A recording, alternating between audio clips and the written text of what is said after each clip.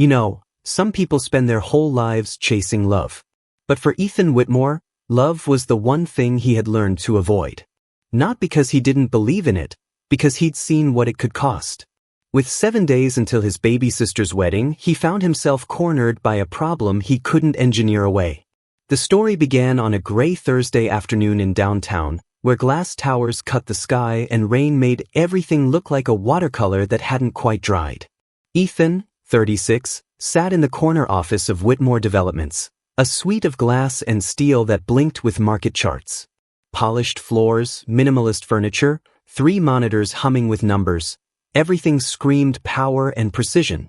Everything except the buzz of his phone and the name that lit the screen. Amelia. His thumb hovered, then he answered. "Hey, Mija," he said, softening the edges of his voice. On the other end, Amelia laughed with that warm exasperation that only younger sisters can use. "Ethan Whitmore, if you show up to my wedding single again, I'm seating you next to Aunt Dolores and all 3 of her cats." He rubbed his temple and saw the scene she described, the forced smiles, the parade of hopeful single friends his mother would trot out as if vetting potential sons-in-law were a family sport. "I RSVP'd. I wrote a speech," he told her. But Amelia pressed. "You're the best man. You can't go alone. You'll stand out like a blinking light at a funeral. Bring someone, Ethan. Please." He exhaled. The public had seen his life in headlines and gossip columns. A brutal breakup 2 years earlier and a scandal that had nothing to do with the truth had turned him careful. Relationships, he decided, were liabilities, messy, unpredictable, and sometimes weaponized. So he needed a plan that was tidy and temporary. That night, eating takeout and scrolling through the pictures from a recent charity gala, he stopped on a candid shot. There, in the background rather than the spotlight, was a woman who had stepped in when the evening's host faltered. She hadn't moved like someone seeking applause. She moved with quiet competence. Sofia Rivera. He remembered her steadiness, the way she held a microphone and steered a room back onto course without making the rescue into a performance. She seemed like someone who could show up, do the part, and leave with nothing more required of her. The next morning he drafted an email. Businesslike, direct, the tone of a man used to contracts. "Ms. Rivera, we met briefly at the Crescent Gala 2 months ago. I admired your handling of the evening. I have a one-time request, paid, that I'd like to explain over coffee. Ethan Whitmore." 2 days later, he stood in front of the El Corazon Community Arts Center, a restored brick building with murals weathered at the edges and children's drawings posted in the windows. The smell of acrylic paint and glue met him at the door. A small boy darted past, paint on his forearms, laughter bright and real. And there she was, Sofia, arranging brushes, sleeves ink-streaked, her face deliberately neutral when she looked up. "Mr. Whitmore," she said, tucking a stray curl behind her ear. She wore simple jeans and a paint-speckled sweater, and she didn't look at him the way the world sometimes looks at men who build towers. He offered his pitch as plainly as he could. "This will sound odd, Sofia, but I need someone to be my date for my sister's wedding. One night. Be charming. Keep up appearances. I'll pay you." She blinked. Then, calm and practical, she asked the necessary question, "Why me?" "Because you won't be impressed by the name," he said. "Because you won't make this about my money. I need someone who can be in the room without getting pulled into the circus." She sized up the offer like a ledger. Rent, the center's bills, her abuela's prescriptions. Money could fix a month. Pride couldn't be bought. She set terms. No touching beyond what's expected, no staged confessions, no attempts to convert the arrangement into something ongoing. He nodded. He would pay $5,000. She accepted. They arranged a rehearsal. Ethan's lake house sat quiet among pines, pine cones stuck in the manicured lawn, a fireplace that softened the edges of his minimalism. On the coffee table lay a folder, polished photos of events, fake candid shots, a timeline of invented memories. "We met at the gala," the dossier said. "We took it slow. We like baking, we hate cilantro, and we once fought over pineapple on pizza. Call her Luz when you're in front of family." Sofia rolled her eyes, but she was thorough. They practiced not because they planned to rehearse life, but because a lie told well is less likely to be noticed. They practiced smiles that fit, laughter that sounded genuine, and how to dodge the questions that probed too deep. Somewhere between a staged toast and a mock dance in his kitchen, something subtly shifted. The laughter started to feel real. The pauses stopped being mechanical. When he placed his hand lightly at her waist during a practice spin, she didn't pull away.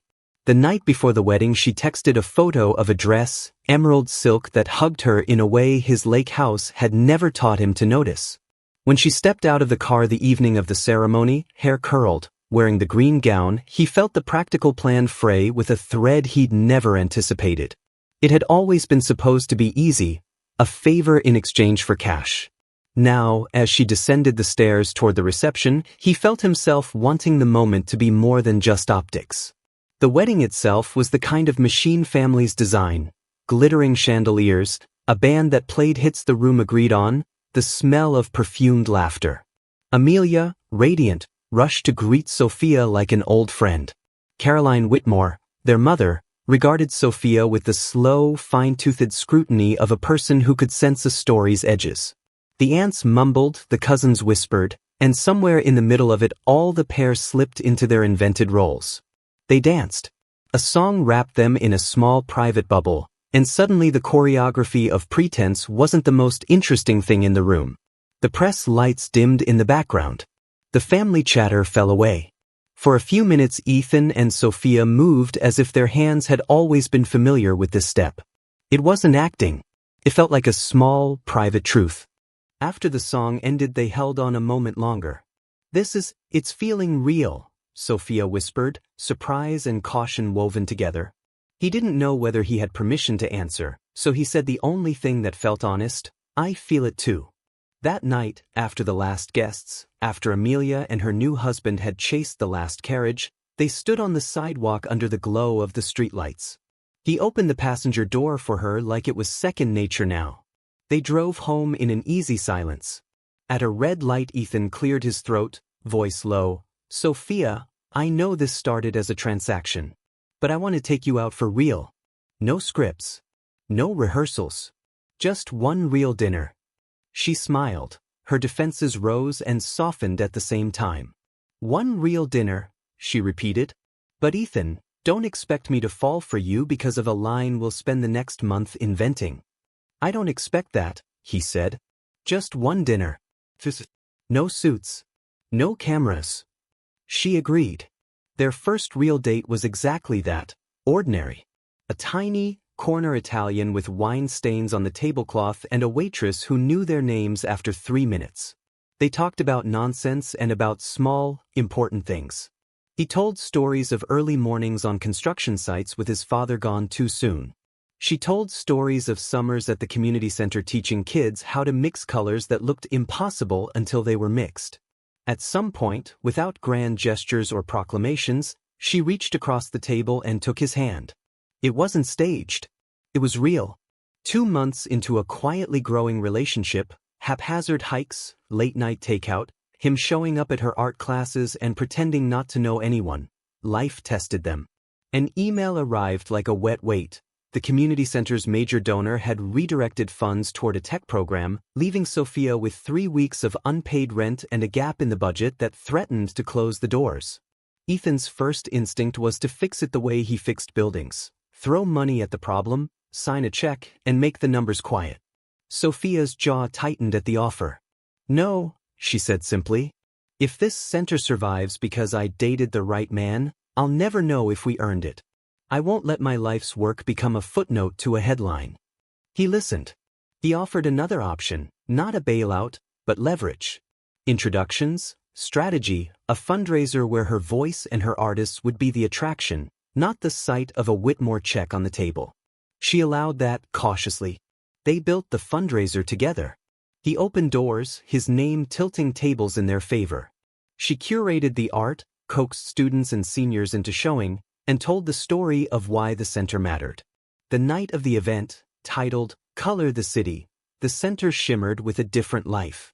Murals glowed under stringed lights, children led tours with pride, and people who'd never come to such things before found themselves moved. The goal was surpassed. the center raised more than it needed. Sofia wept that night, not from relief that an anonymous benefactor had stepped in, but from the realization that her work had gathered a crowd that chose to believe in it. But the picture that made the press weeks earlier, a candid of Ethan and Sofia laughing beneath the chandeliers, resurfaced on social feeds with a headline that wanted simplicity. A narrative that fit into a single black and white box. Tabloids sniffed.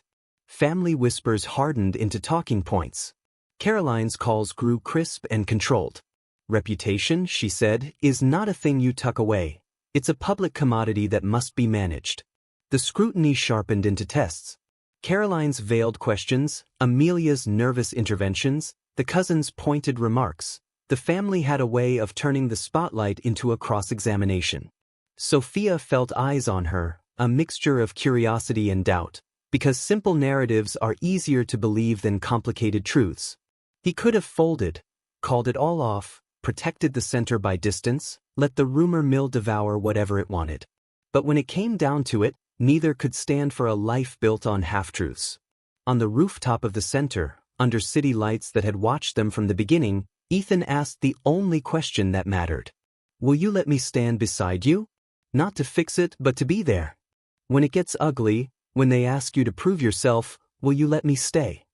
Sofia's answer was not immediate. She tested him with what had mattered to her from the start. Will you stay when my work is messy? When your mother turns, will you be the one who stays even if the cameras leave? He didn't make a grand promise. He made a simple one, presence. I'll be there. I'll stand beside you. I won't rescue your life. I'll fight with you. And that, over time, became the truth that replaced the performance. Months later, in a low clear fall that made the trails shimmer with leaves, they returned to that ballroom, this time with no script, no pretense, and with what they'd earned together. Sofia walked down the aisle not as an act but as someone who had chosen to join. Amelia cried in proud disbelief. Caroline, to everyone's surprise, wept too. They learned to knit two worlds together, the brittle, ledgered life of high finance and the stubborn, messy work of community art. He learned when to put down the contract and pick up paint. She learned how to let someone help without losing what she'd built. If someone asks why this story began with a lie, or whether it was just a transaction that later mutated into romance, the short answer is simple: it was both. The longer answer is truer: it became love because both of them chose, moment by moment, to keep showing up for parts the other couldn't do alone.